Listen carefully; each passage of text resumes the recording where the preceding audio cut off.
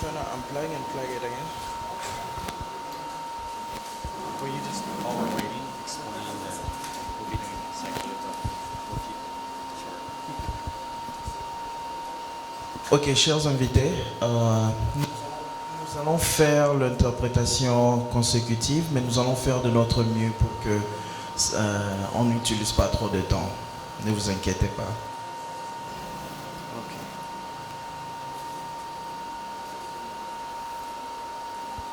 There we go. Good afternoon, dear guests. It's a pleasure to be with you today. As president of the Mormon Transhumanist Association, I consider it a privilege to be here in Abidjan at this gathering of transhumanist voices from around the world. I've been asked to speak about specific areas of personal expertise as a religious transhumanist, software engineer, and a blockchain specialist. Bonsoir, chers. Plaisir pour moi d'être parmi vous aujourd'hui. Et en tant que président de l'association Transhumaniste Mormone, je considère comme un privilège d'être ici à Abidjan et à ces rassemblements de voix transhumanistes venus du monde entier. On m'a demandé de parler sur un domaine que je considère à cœur, le transhumanisme religieux, les génies logiciels et la spécialisation en blockchain. I want to share a vision of what can happen if we exercise pragmatic faith in the future, trust in our divine capacity, trust that solutions can be found, trust that others have made it through these crucibles before us. Je souhaite partager une vision avec vous aujourd'hui, ce qui peut advenir si nous exerçons une foi à l'avenir pragmatique, une confiance en notre capacité divine, une confiance dans le fait que des solutions peuvent être trouvées, une confiance dans le fait que d'autres ont traversé ces épreuves avant nous.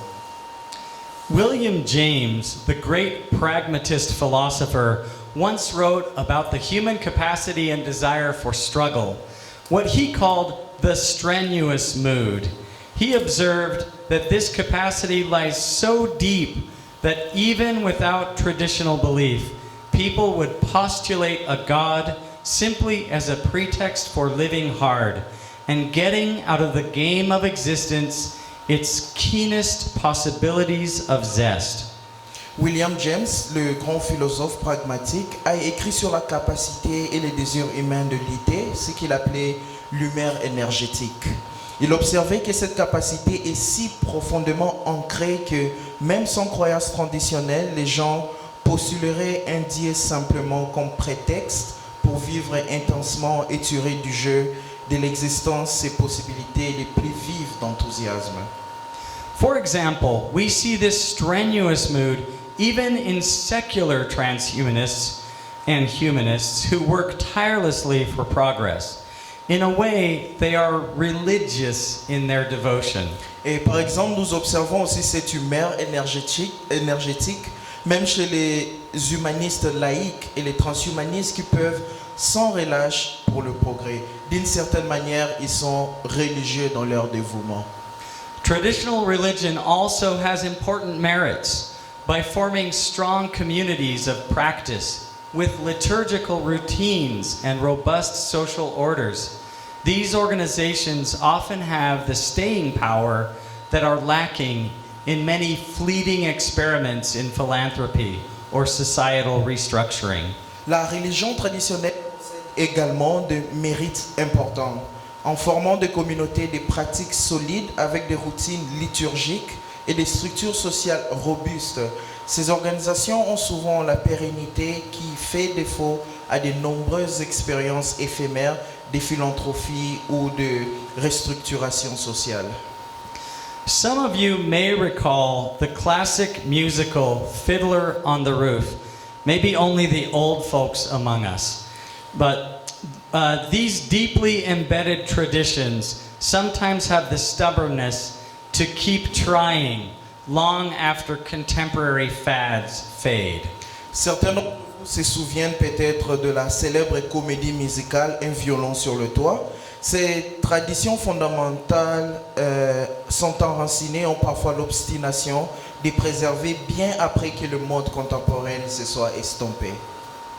However, traditional religious zeal is too often directed toward insular pursuits, worrying only about those goods that can be appreciated about their own faith community, or it sometimes breeds a dangerous complacency, a belief that we should passively await divine intervention to solve our problems, that God will fix the climate or the economy or the government if we just wait long enough.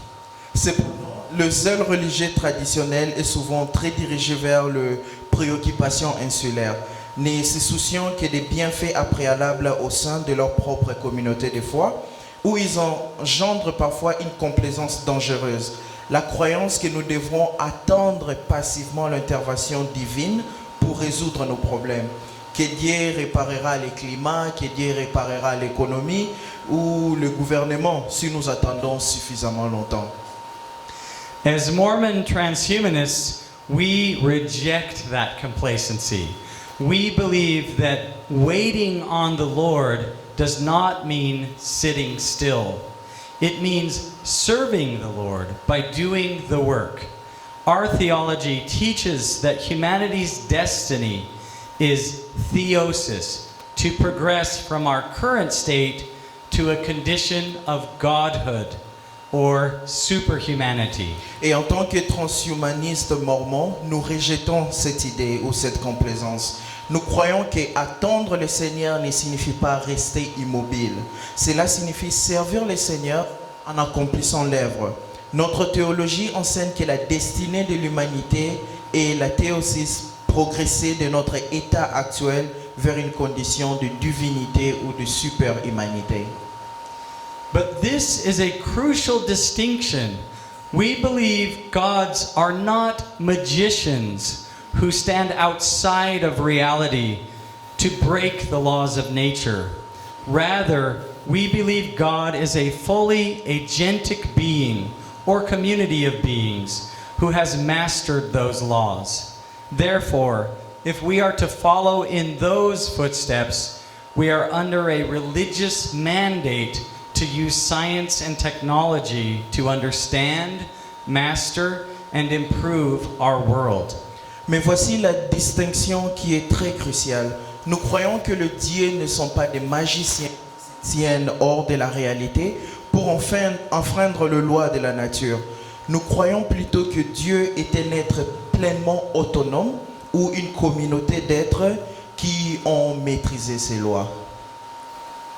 Et par conséquent, si nous devons suivre ces pas, nous sommes sous un mandat religieux d'utiliser la science et la technologie pour comprendre, maîtriser et améliorer notre monde.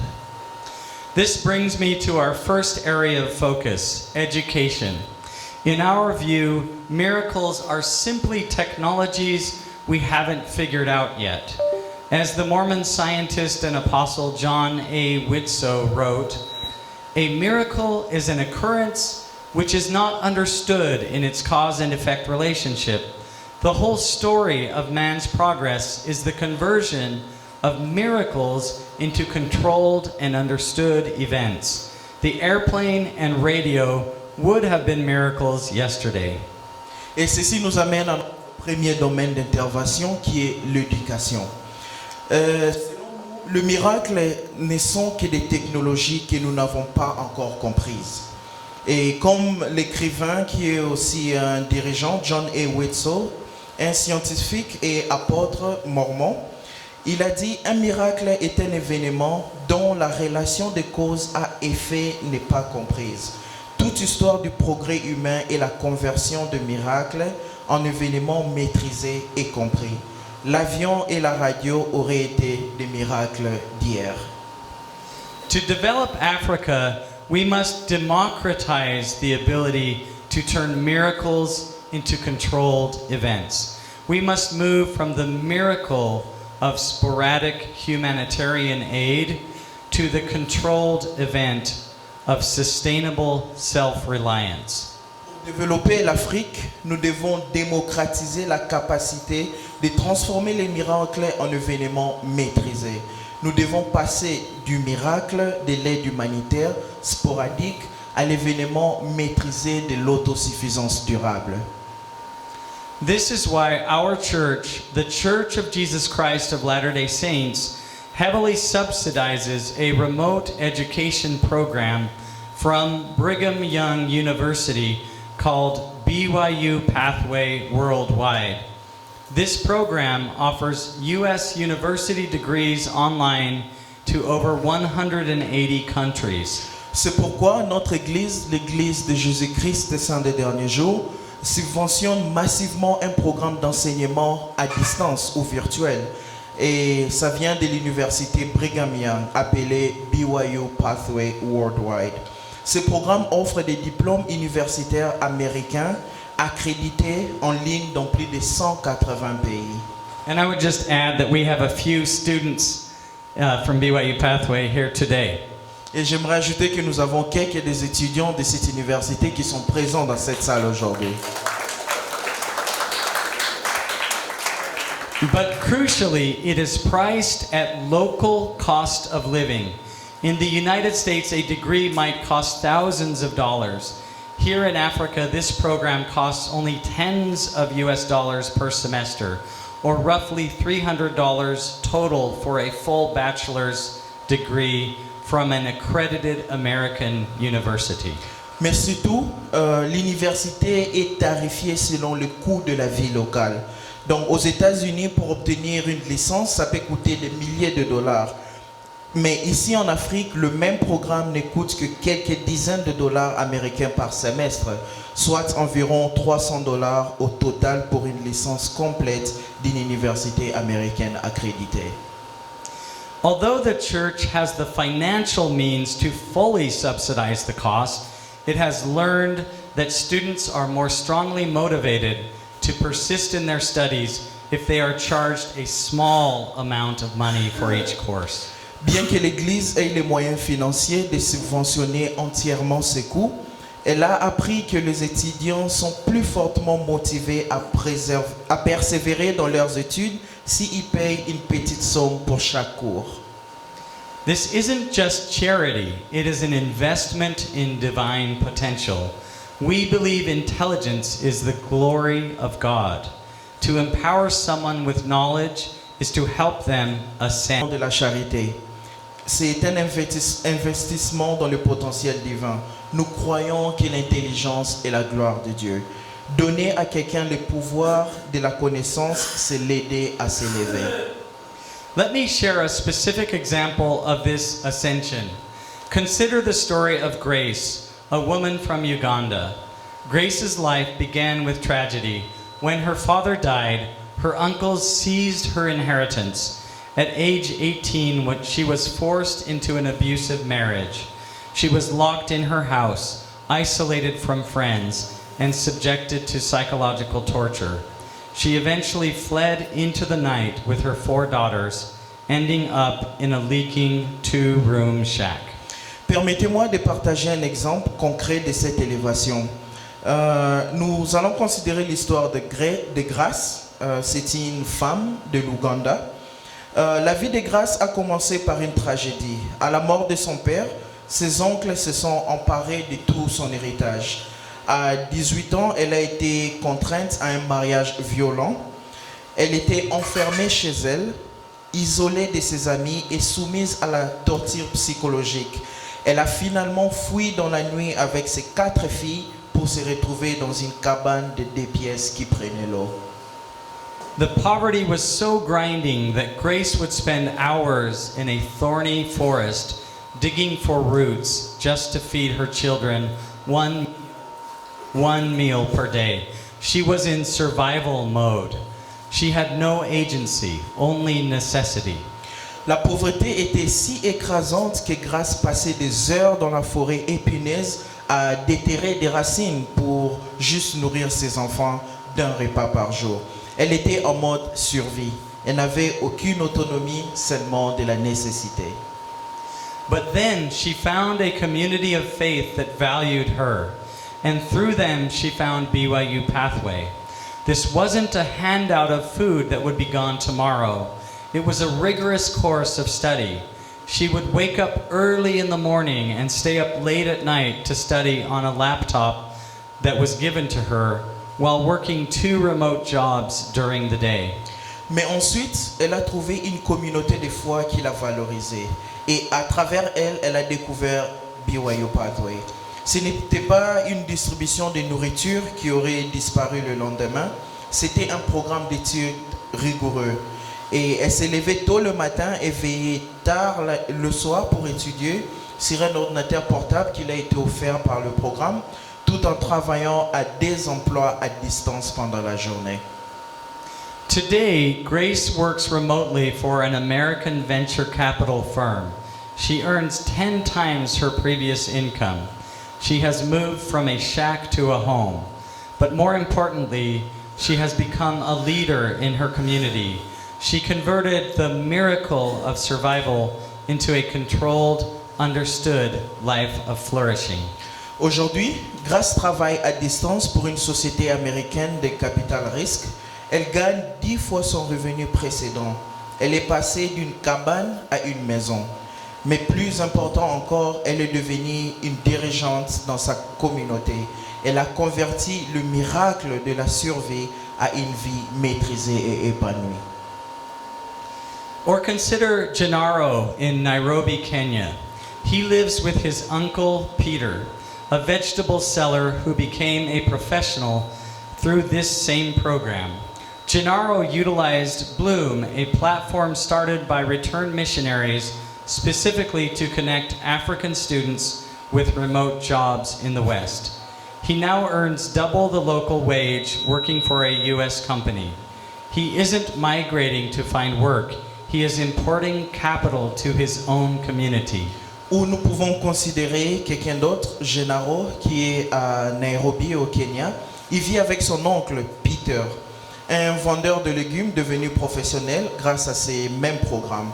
Gennaro a utilisé Bloom est une plateforme créée par les missionnaires de retour de l'Église et spécifiquement pour connecter les étudiants africains à des emplois à distance en Occident. Il gagne maintenant le double du salaire local en travaillant pour une entreprise américaine. Il n'émigre pas pour trouver du travail, il emporte du capital dans sa propre communauté.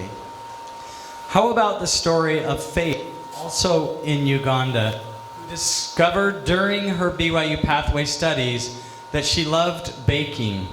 With the encouragement of Lori Cummings, a volunteer mentor church member in the United States, she turned that love into a small cake business while still a student. Et nous avons aussi l'histoire de Faith, également en Ouganda, qui a découvert pendant ses études à BYU Pathway qu'elle adorait la pâtisserie.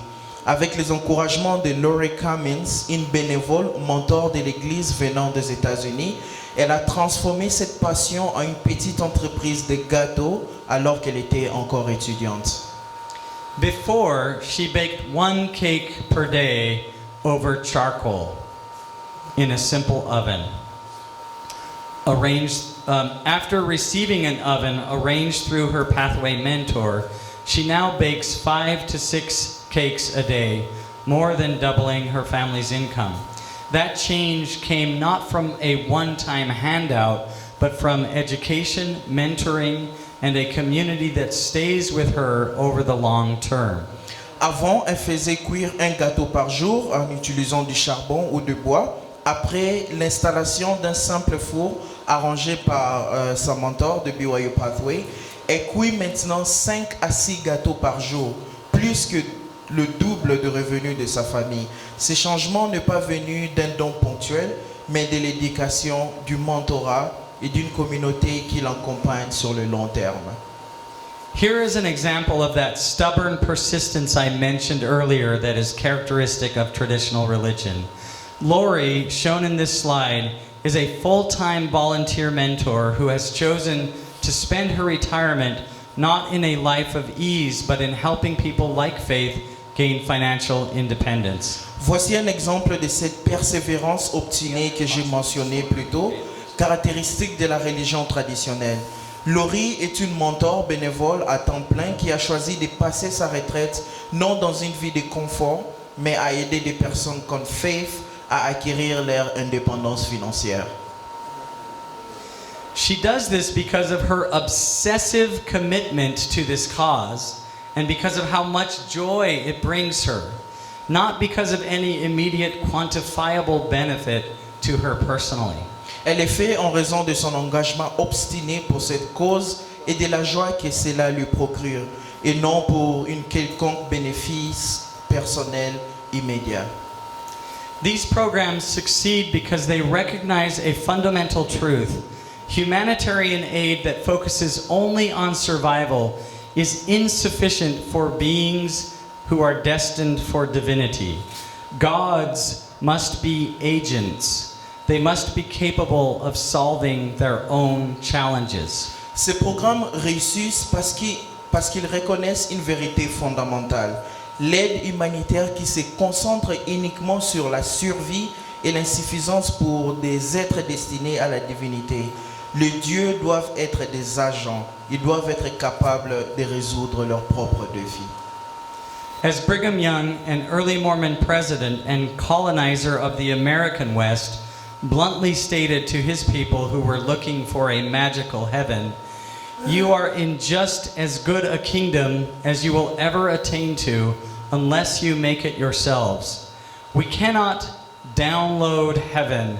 We have to compile the code ourselves." Et comme Brigham Young, un des premiers présidents mormons et colonisateurs de l'Ouest américain, l'a déclaré sans détour à son peuple qui cherchait un paradis magique.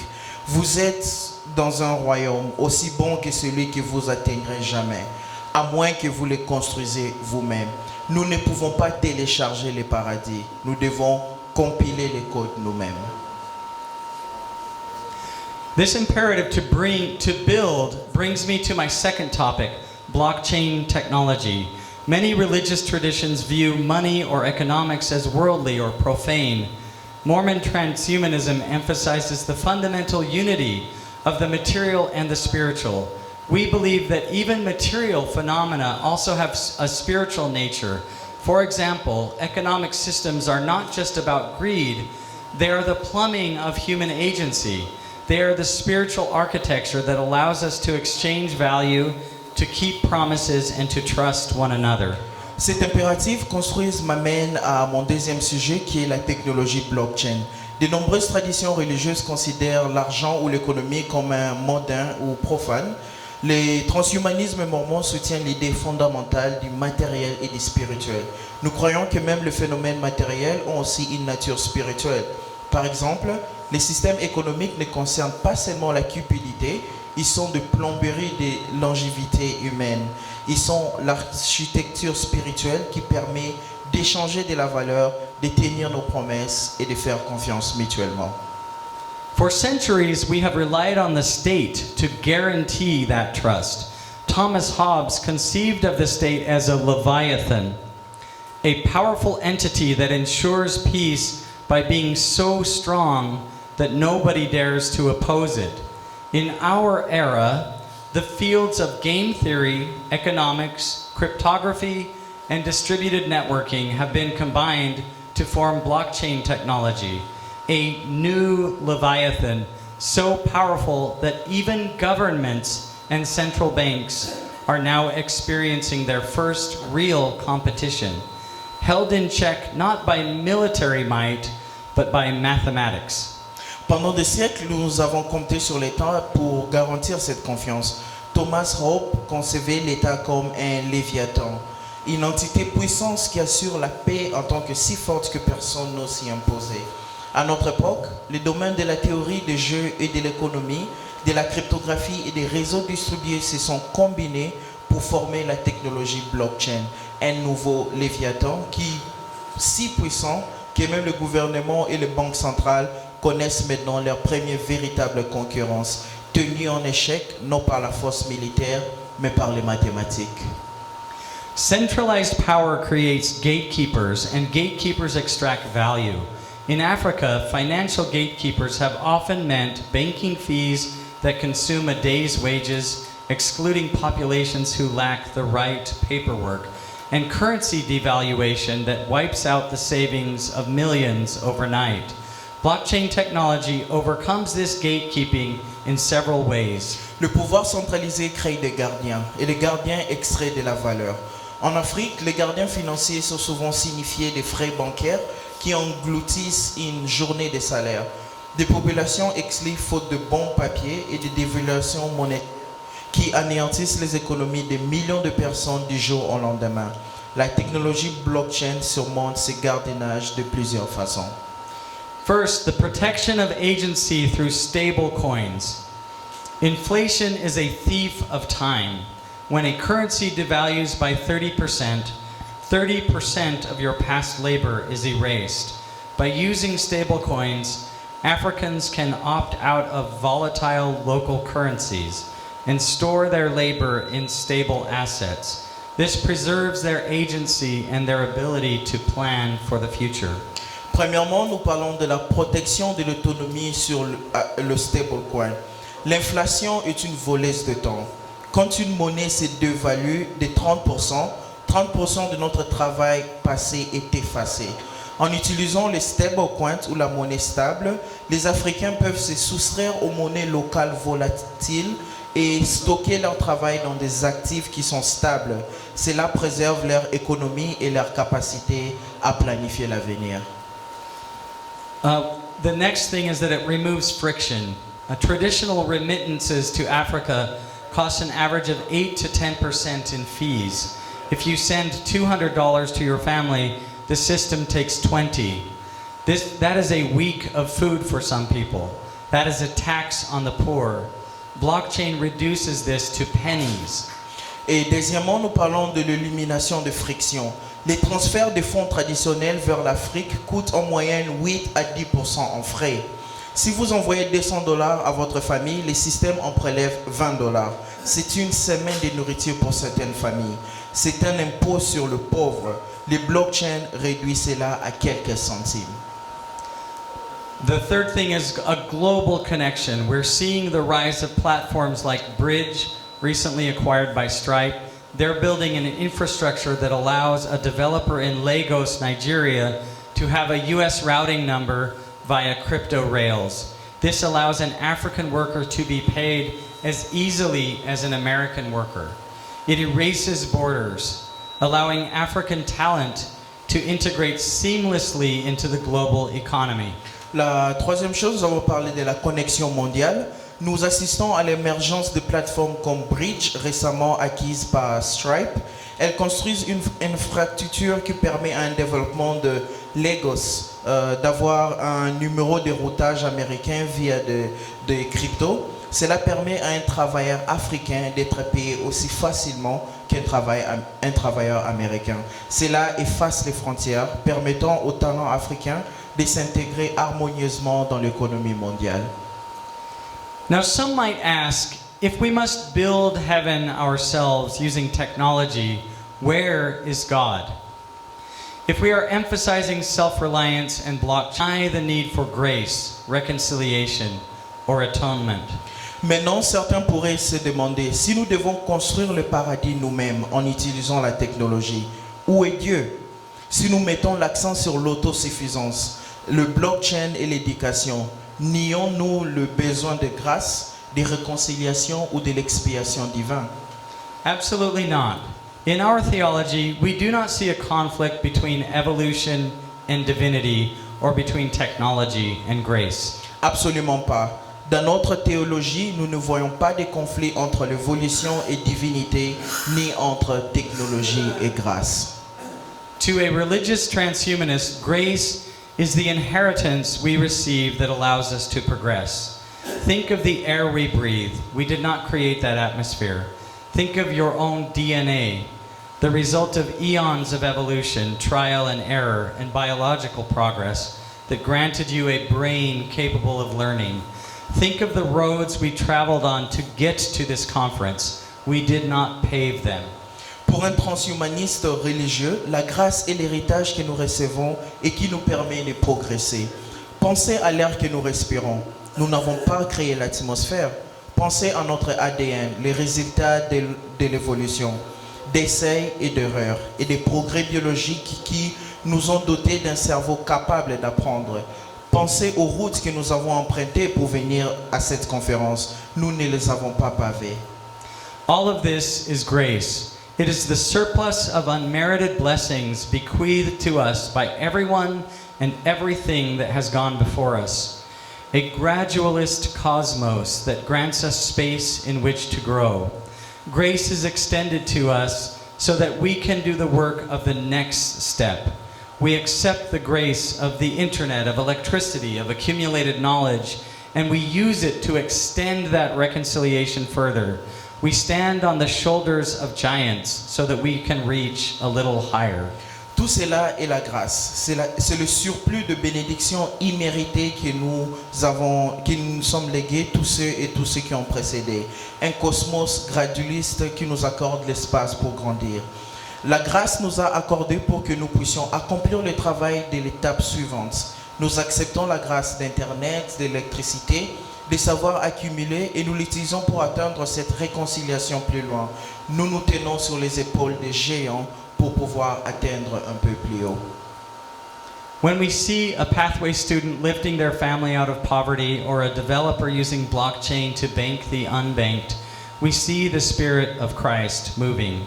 We see the incubation of superhumanity.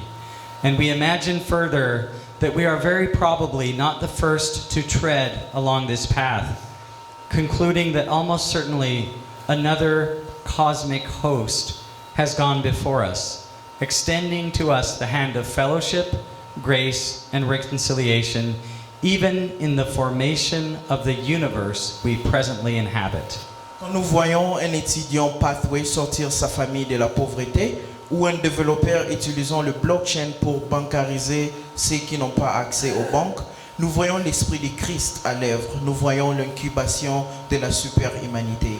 Et nous imaginons en outre que nous ne sommes très probablement pas les premiers à parcourir ce chemin, concluant que presque certains ont une autre armée céleste nous a précédés. Nous tenons la main dans la communion de la grâce et de la réconciliation jusque dans la formation de l'univers que nous habitons présentement. The challenges facing Africa and humanity are vast. They require the stubbornness of tradition found in faith communities, combined with the transformative power of science and technology. I invite you all to share in this vision that we are not merely surviving a fallen world, but actively engineering a better one, whether through the miracle of remote education, the engineering of decentralized protocols, or a host of other important pursuits. Let us labor together to build a heaven that we can truly enjoy. Thank you. Les défis auxquels font face l'Afrique et l'humanité sont immenses. Ils requièrent l'obstination et l'on trouve dans la communauté des foi combinée au pouvoir transformateur de la science et de la technologie.